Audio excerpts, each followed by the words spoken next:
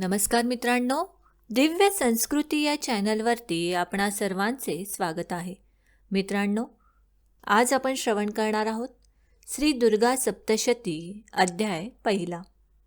श्री गणेशाय नमः, श्री सरस्वते नमः, श्री कुलदेवताय नमः, श्री दैवे नमः. भगवतीचे महात्म्य व मधुकैटभ वध. ओम.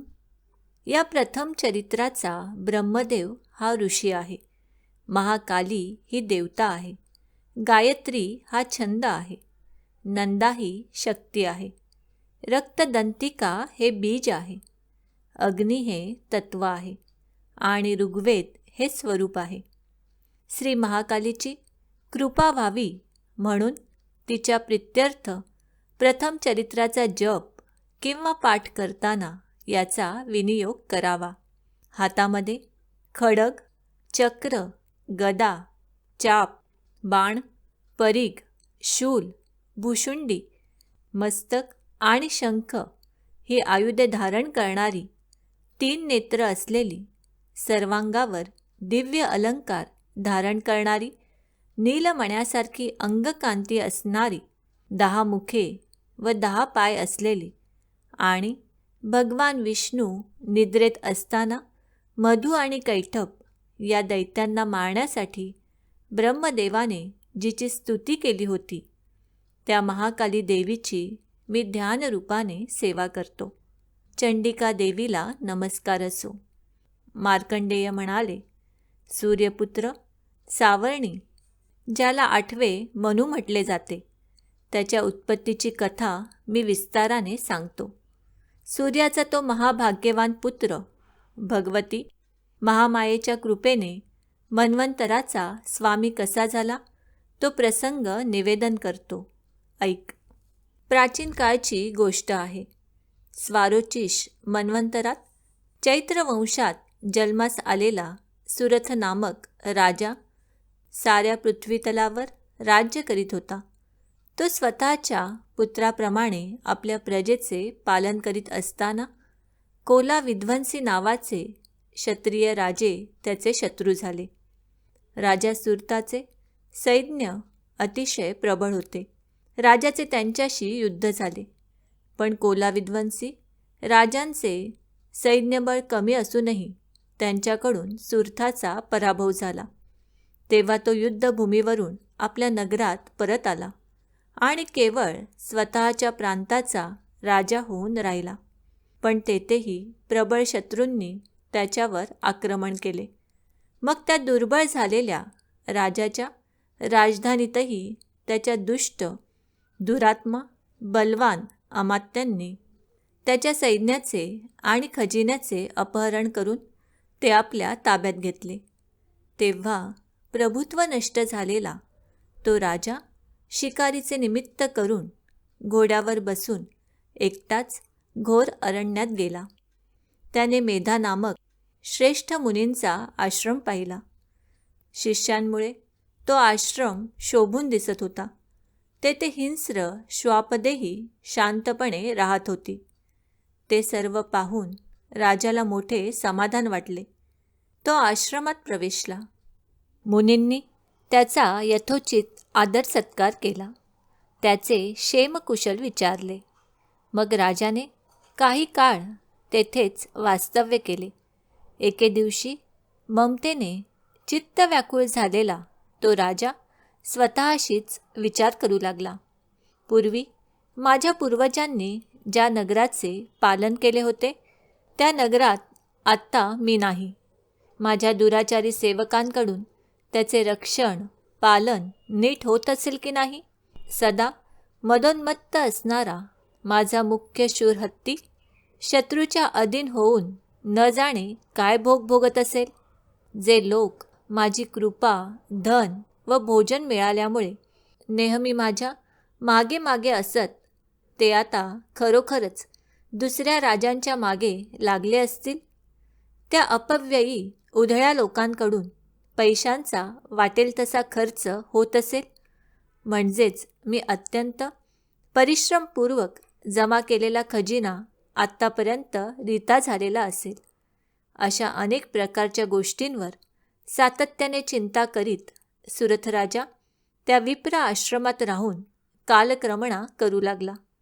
एके दिवशी त्याने आश्रमापाशी एका वैश्याला पाहिले. राजाने त्याला विचारले, मित्रा, तू कोण आहेस? येथे कशासाठी आला आहेस? तू असा शोकमग्न व उद्विग्नचित्त का बरे दिसत आहेस? सुरथाचे ते प्रेमळ बोलणे ऐकून वैश्याने त्याला नमस्कार केला व म्हणाला, हे राजा, मी समाधी नावाचा वैश्य असून श्रीमंतांच्या कुळात जन्मलो आहे. माझ्या दुष्ट पुत्रांनी आणि पत्नीने माझे सर्व धन बळकावून मला घराबाहेर काढले आहे. म्हणूनच या समयी माझ्याकडे धन, दारा, पुत्र यापैकी काहीही नाही. आप्तबंधूंनी टाकलेला असा मी दुःखी कष्टी होऊन या वनात आलेलो आहे. माझे पुत्र खुशाल आहेत किंवा नाहीत तेही मला येथे कळत नाही. माझे पत्नी व नातेवाईक यांचीही खुशाली कळत नाही. यावेळी ते सर्व आपापल्या घरी सुखात आनंदात आहेत किंवा नाहीत काहीच समजत नाही. माझे पुत्र कसे आहेत, ते सदाचाराने वागत आहेत का, दुराचारी झाले आहेत, ते सुद्धा कळत नाही.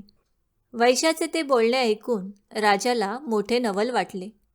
तो म्हणाला, हे वैश्या, तुझ्या लोभी दारापुत्रादिकांनी तुझे धन हिरावून घेऊन तुला घराबाहेर काढले, तरी तुझ्या मनात त्यांच्याविषयी एवढी आसक्ती, आपुलकी कशासाठी? त्यावर तो वैश्य म्हणाला, हे महामते, आपण माझ्याविषयी जे काही बोलत आहात ते सर्व बरोबर आहे. ज्या माझ्या पुत्रांनी धनलोभाने अंध होऊन पित्यावरील प्रेम सोडून देऊन मला घालवून दिले, पत्नीने पतीचे प्रेम अव्हेरले, आप्त बांधवांनी स्नेहाला तिलांजली दिली, त्यांच्या बाबतीत माझे मन एवढे प्रेमासक्त कसे ते कळत असूनही मला त्याचे कारण कळत नाही. मी त्यांच्यासाठी उद्विग्न होऊन निश्वास टाकतो आहे. माझे हृदय दुःखाने भरून आले आहे. त्या प्रेमरहित लोकांबद्दल माझे मन निष्ठुर होतच नाही. त्याला मी काय करू? मार्कंडेय म्हणाले, हे ब्राह्मणा, त्यानंतर नृपश्रेष्ठ सुरत व समाधी वैश्य मेधा मुनींपाशी गेले. त्यांना वंदन करून त्यांच्या सम्मुख बसले आणि त्यांच्याशी वार्तालाप करू लागले. राजा म्हणाला, भगवान, मी आपणास काही विचारू इच्छितो. कृपा करून त्याचे उत्तर द्यावे. माझे चित्त माझ्या स्वाधीन नाही, याचे मला अतिशय दुःख वाटत आहे. कारण जे राज्य माझ्या हातून गेलेले आहे त्या राज्याशी निगडीत असलेल्या सर्व गोष्टींविषयी माझ्या मनात आजही ममत्व कायम आहे. हे मुनिश्रेष्ठा, हे जाणत असूनही मी एखाद्या अज्ञानी माणसाप्रमाणे दुःख करीत आहे. हे काय आहे? आता हा वैश्य पहा, याला स्त्री पुत्रादिकांनी व नोकरांनी टाकला आहे. आप्तस्वकीयांनीही याचा त्याग केला आहे. तरीही याच्या मनात त्यांच्याविषयी प्रेम, ममत्व आहे. अशा प्रकारे हा व मी दोघेही अत्यंत दुःखी आहोत. ज्यामध्ये प्रत्यक्ष दोष दिसत आहेत तरीही त्या विषयांबद्दल आमच्या मनात ममत्वाने आकर्षण निर्माण होत आहे. हे महाभागा, आम्ही ज्ञानी आहोत, समजूतदार आहोत, पण तरीही मोहवश झालो आहोत. हे काय आहे?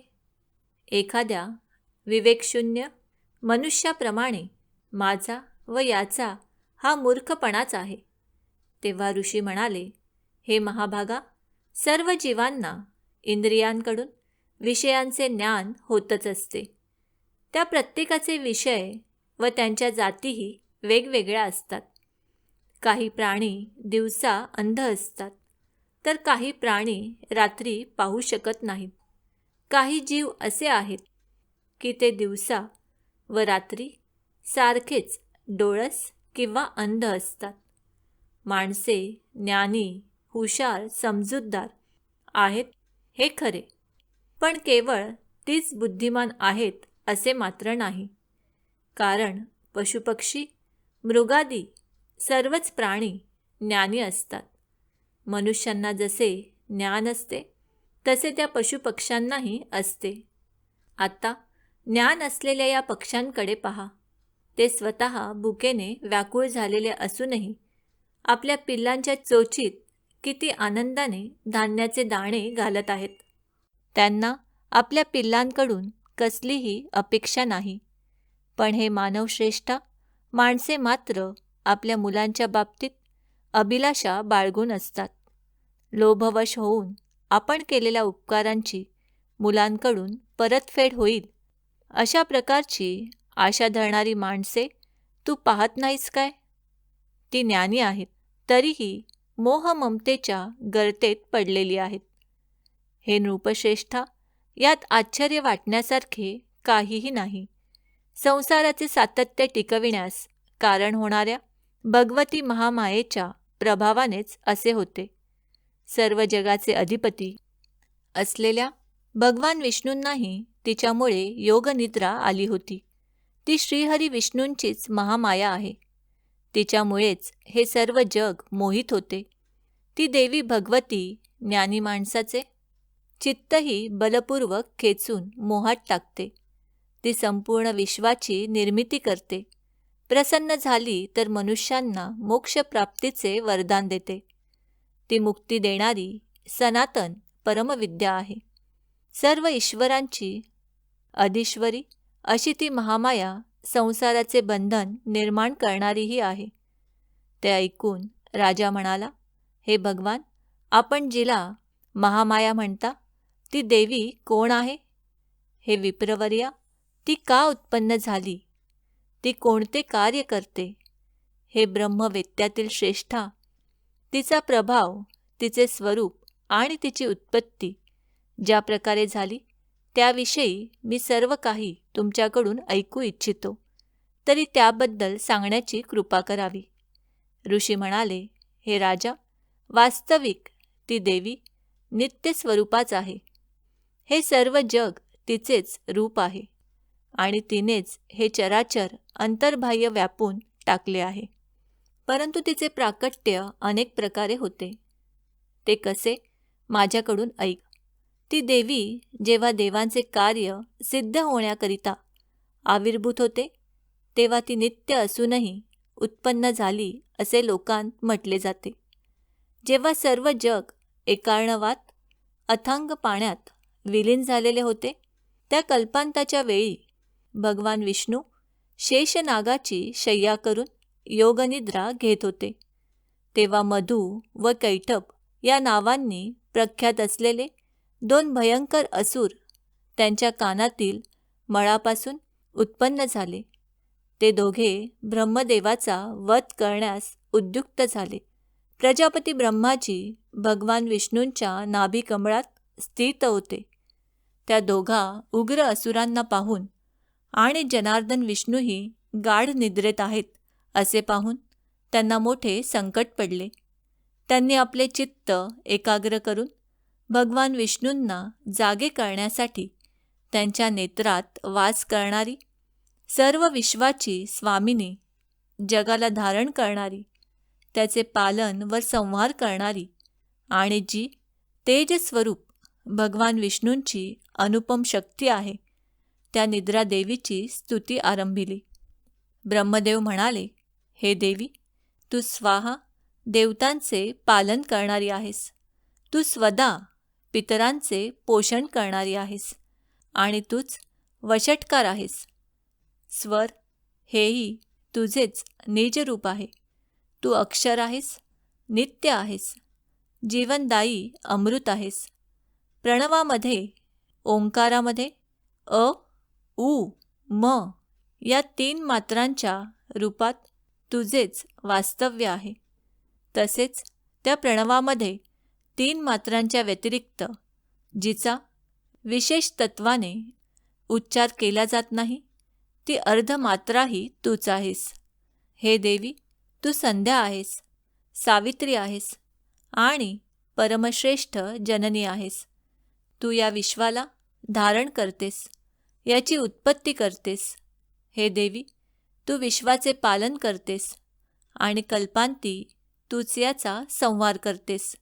हे जगन्मय देवी, विश्वाच्या उत्पत्तीकाळी तू सृष्टिरूपी असतेस, विश्वाचे पालन करताना स्थितिरूपी असतेस आणि कल्पांती विश्वाचा संहार करताना संवृत्तीरूपी संहार रूप धारण करणारी असतेस. तू श्रेष्ठ विद्या आहेस, महान माया आहेस, महान मेधा, बुद्धी, स्मरणशक्ती आणि महान स्मृती आहेस. हे भगवती, तू महान मोहरूप अशी महादेवी आहेस, महासुरी, महान देवता आहेस. तू सत्वादी तिन्ही गुणांना उत्पन्न करणारी सर्व जगाची प्रकृती आहेस. हे देवी, तू महाभयंकर अशी कालरात्री, महारात्री आणि मोहरात्री आहेस. तू श्रीलक्ष्मी, विश्वस्वामिनी, ईश्वरी, रीम आणि बोध हे जिचे लक्षण आहे अशी बोधस्वरूपा बुद्धी आहेस. तू लज्जा, पुष्टी, तुष्टी, शांती, क्षमा, सोशिकता आहेस. तू भयंकर स्वरूपाची असून खडग, शूल, गदा, चक्र, शंख, चाप, धनुष्य, बाण, भुशुंडी व परीघ ही आयुधे धारण करतेस. तू सौम्य आहेस, सौम्यतरा सर्व सौम्य वस्तूंपेक्षा जास्त सौम्य आहेस.